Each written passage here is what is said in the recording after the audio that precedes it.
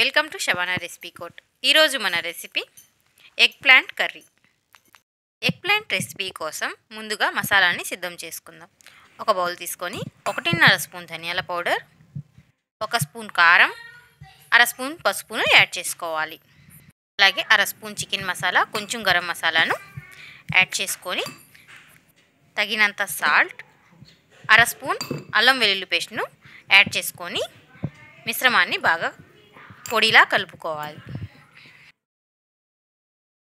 శుభ్రంగా కడిగి పెట్టుకున్న ఎగ్ ప్లాంట్ను వీడియోలో చూపిన విధంగా పల్చని స్లైసులుగా కట్ చేసుకోవాలి. మా ఛానల్ని మొదటిసారిగా చూస్తున్నట్లయితే సబ్స్క్రైబ్ చేయండి. ముందుగా నోటిఫికేషన్ అందుకోవడం కోసం పక్కనే ఉన్న బెల్ ఐకాన్ని ప్రెస్ చేయండి. ఇప్పుడు ముందుగా తయారు చేసుకున్న మసాలా మిశ్రమాన్ని ఎగ్ ప్లాంట్ స్లైసులకి ఒక్కొక్కటిగా అప్లై చేసుకోవాలి.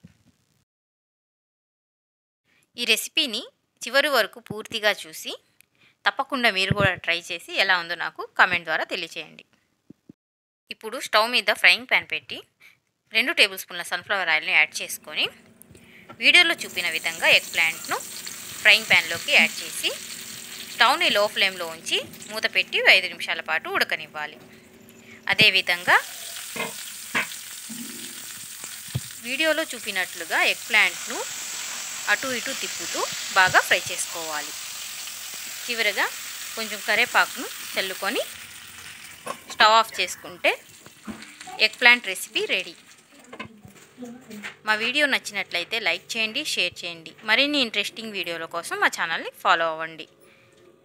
ఈ ఎగ్ ప్లాంట్ రెసిపీని వేడివేడి అన్నంలో కానీ చపాతీలో కానీ సర్వ్ చేసుకుంటే చాలా టేస్టీగా ఉంటుంది. ఇన్స్టెంట్ రెసిపీల కోసం మా ఛానల్ని సబ్స్క్రైబ్ చేసుకోండి. Thank you for watching.